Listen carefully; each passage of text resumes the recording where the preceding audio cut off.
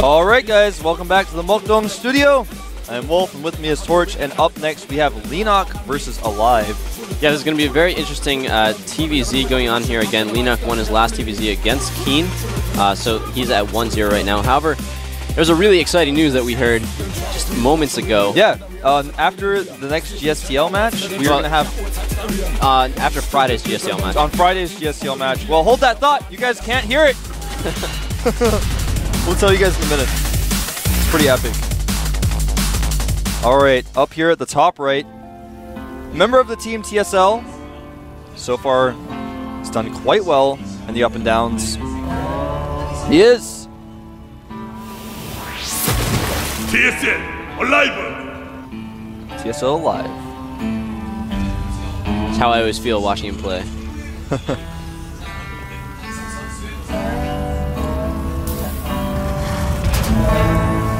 The CSL hearts the GSL. Ooh. TSL live fighting. GSL also hearts the CSL. We do. Down here at the bottom left, the Leenock, otherwise more formally known as... Of course, recently now part of the team FX Open. For anyone that sleepy. doesn't know what the CSL is, actually the Collegiate Star League in America and Canada. Yep. And I believe they're expanding to other schools as well. So if you are in a university in the US, check it out. There's a lot Wait, of cool hold on, stuff going Torch. Whoa. You can tell 11-11 racks of the gold base, man. Of course. I mean, it's TVZ on Zelnaga Caverns. Alive likes his 11-11, or these Terrans like their 11-11s against Leenock. They know Leenock's late game is solid. Yeah, it actually worked well in the opening for Keen versus Leenock, but it got punished later on because Leenock just played amazingly after that. So we'll see if he can hold again this game. Yeah, I mean, that's pretty indicative of how good Leenock's late game is. He just loses hatchery and then still wins. Could something like that happen here? It just might, because he did go for a hatchery first. He immediately made that spawning pool. Holding this hatchery is going to be so difficult to do. We'll tell you guys more about the CSL and that other announcement later, because this is just too intense. This game is going to be a little bit close here. This is going to determine if Alive guarantees his way into Code S, or if Leenock holds on to his chance and stays alive in this tournament. And Alive has already started his first bunker. He's starting it very far away just to make sure that he can have that position to fall back to in case anything doesn't go quite as well as he wants it to. He's going to want to start his second one pretty soon here. And he's going to start it pretty soon. Doesn't have the minerals just going to yet. build a mana command center instead. There you go, starting it right when the hatchery finishes. Leenock is in trouble. The thing is, he doesn't want to build the second bunker. He doesn't want to invest in that until he guarantees that the hatchery goes out. The Zerg player can always cancel it right before the end. That's very true. So you want to wait for it to finish. The creep isn't spread quite enough yet, and then you drop that bunker down. And here come the drones trying to catch these Marines. Well, they're almost not going to be able to. They're going to be able to cut these Marines off from being able to get to the bunker, taking a lot of damage from the drones, but they are going to kill these last 3 Marines. Really good maneuver by Leenock. But the second bunker does finish. That's the key here. Nice control by Leenock, but the thing is, those Zerglies are going to try to cut off reinforcements, but reinforcements aren't very far away. He is going to catch one of them. The Marines are going to want to hide behind the gold base. He's actually just reinforcing from inside his bunker. The Queen is going to try to do some damage, but it is going to get caught off guard, and the Queen gets taken down. Actually, the Queen's still a little bit alive, but not be alive for much longer. And Leenock actually mining from this base a little bit. Yeah, he wants to keep his drones there in the fight, so as soon as this hatchery does go down, he can use the Broodlords and his Queen and his Zerglings to fight this. However, he's going a little bit early. Maybe he can keep this hatchery alive if he does the damage that he needs right now. He does force these Marines to get away. He does keep the hatchery up at least a few moments longer. Yeah, this is going to be really close. The hatchery is getting low. 76 health. Transfuses the hatchery. Beautiful maneuver. And I think that'll be enough for him to keep it, to be honest. But his Queen is also very, very low on health. He's going to lose it right now if he's not careful. There he goes, does lose the Queen, and now the hatchery is going to fall! Hatchery falls, the Broodling's coming out, and he keeps the Marines alive, at least 3 of them. 1 does fall. But Alive's still in a tough position. He hasn't been making Marines for a long time because he did lift those barracks. His command center is finishing up, and, you know, last game, Leenock was in a tougher position he was than this one, and this game, you know, if he came back last time, he could definitely come back this time, is essentially what I'm trying to say. It's not even Crossfire, man. I mean, he came back on Crossfire of all maps. Oh. That's a little unfortunate for Leenock. He almost saved his Queen and the hatchery, but both ended up going down to those Marines of alive. And these other Marines are back home. Well, he's not out of it yet by any means. Of course not. We saw him come back last game very easily. He didn't remake the hatchery immediately like he did last game. He's still mining gas. He has the Zergling force. He's only got 7 Zerglings on the map to be able to defend it. I think he's actually going to maybe make a Baneling nest here. He's still mining gas with 3 drones. Did clean up those Marines there. The SCV has been taken out. He did remake the hatchery, but I think he might put on some Baneling aggression here. Yeah, he also remade that hatchery quite late. The command center for Alive is actually out earlier than the second hatchery for Leenock. That's never a position you want to be in as a Zerg player. And he's going to do it. There's the Baneling nest. Oh, I thought you guys could have shot it. You didn't. I spoiled it for you guys. The few pixels in the upper left of your screen is very exciting. There it is. All right, so, well. It got canceled and turned into a Roach Warren. Oh, come on, Leenock. Leenock's like, I hope they don't put a shot of it, and I'm going to mess up Wolf. Yeah. It'd be so funny if he like went to the camera and all the viewers were like, Wolf, that's a Roach Warren, that's not a Baneling nest. I'm like, sorry, guys, it was, I swear. And that SCV wants to come in here and check for something like that. Also wants to see if he can see the hatchery. Does see the hatchery at the very least. Good creep spread from Leenock. He's already got it out to where the hatchery is going to finish. So this is really nice. We got a second command center coming out early, so the mineral intake for Alive will be happening very quickly. So to use those minerals, he actually gets a second factory and is going for Blue Flame Hellions. When you get a lot of Hellions out there, you can do a ton of damage to the Zerglings and Banelings that are on the map.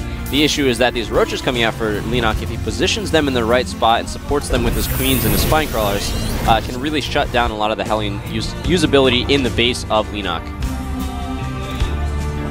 He's got, like you said, those 2 factories. One is the reactor, so he's going to be making 3 Hellions at a time. And he's going to control the map. He's going to possibly kill all of Leenock's drones if he's not prepared, but Leenock is making 4 Roaches in addition to the 4 he's already made, so that's going to be quite helpful against the Hellions. But if you have enough Hellions and he has just a few Roaches, you can still just ignore the Roaches and kill the drones. That can happen sometimes. Yeah, that's true, and especially with this Blue Flame that's coming out. I really like the new icon that they that Blizzard implemented for the Blue Flame. Yeah, thanks, Blizzard. Thank you for continuing to improve your game.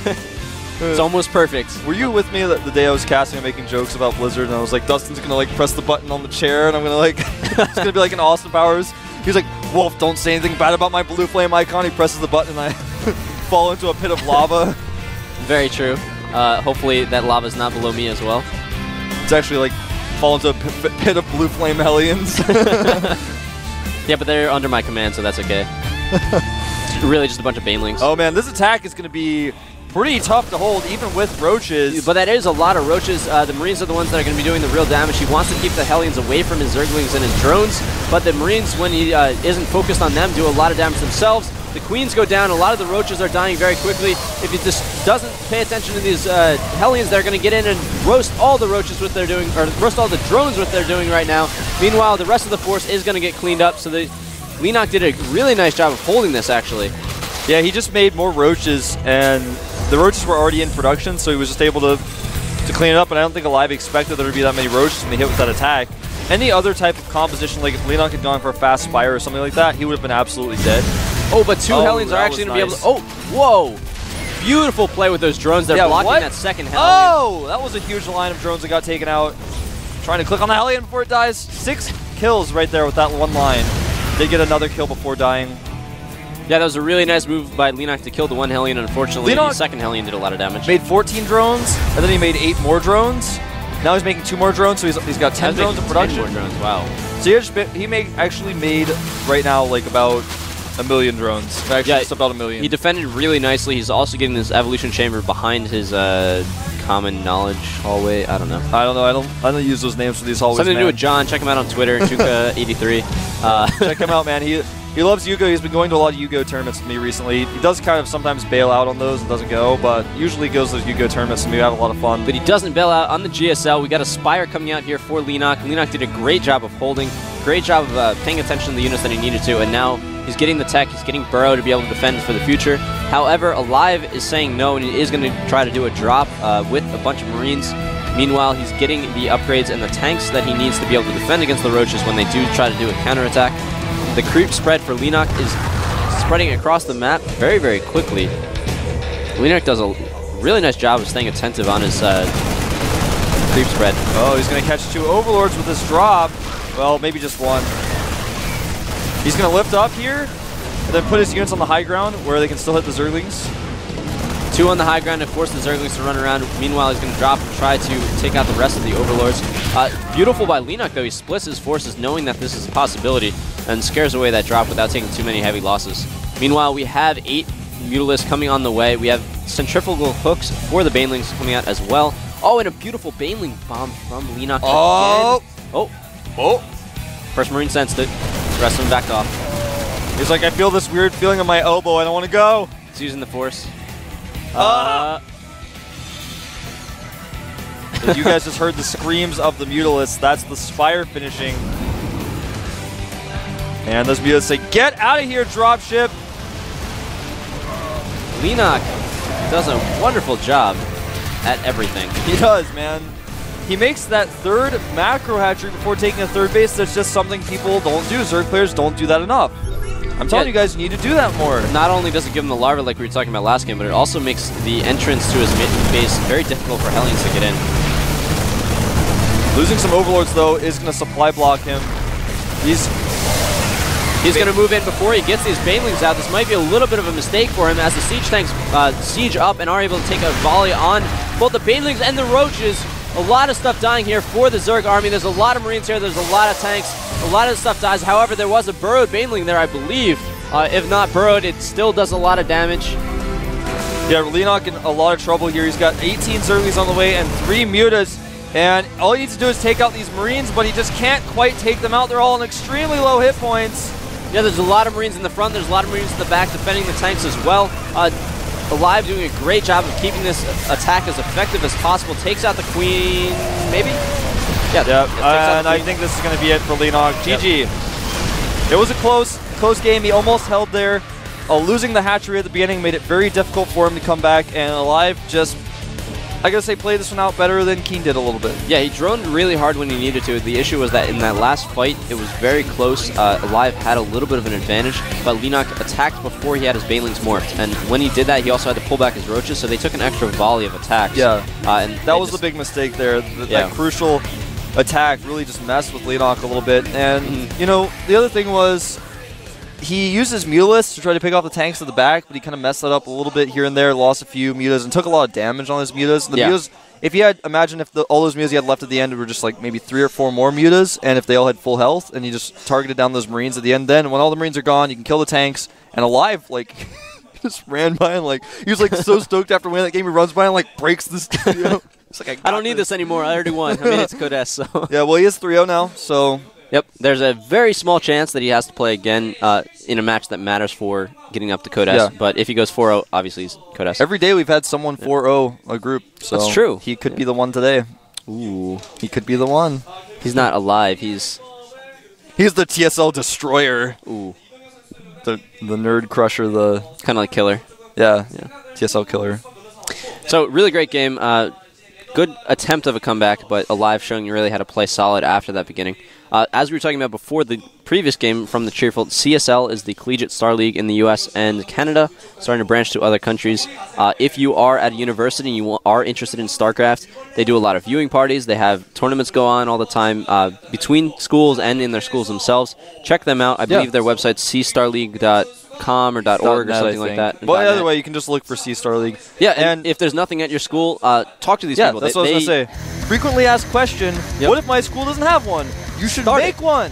I started mine, and then I came to Korea. So a lot of people asked me to start one at my school, but I was like, well, I'm going to Korea. It's like, why don't you start it? We'll support you. Oh, and by the way, we do have another announcement to make, but actually I think we're just going to tease them with it a little bit longer. Yeah, we got a lot of announcements to make actually today, so you guys just have to wait. It's really exciting, though. No, it's not. Well, it's only exciting for people who care about StarCraft. Care about StarCraft, care about old school gamers. Oh, I gave you guys a hint. Another thing that's going to be going on is at our final, if you can actually make it to it, we are giving away a lot of giveaways to people in the crowd. Some of those things include Banshee headsets from Razer. They also are little figurines that are coming from Blizzard, of like Little Marine and other things like that. They're really cute. an eye river. I'm not sure what that is, but it's probably really cool. You'll like it. And this is for foreign fans, so... Yep.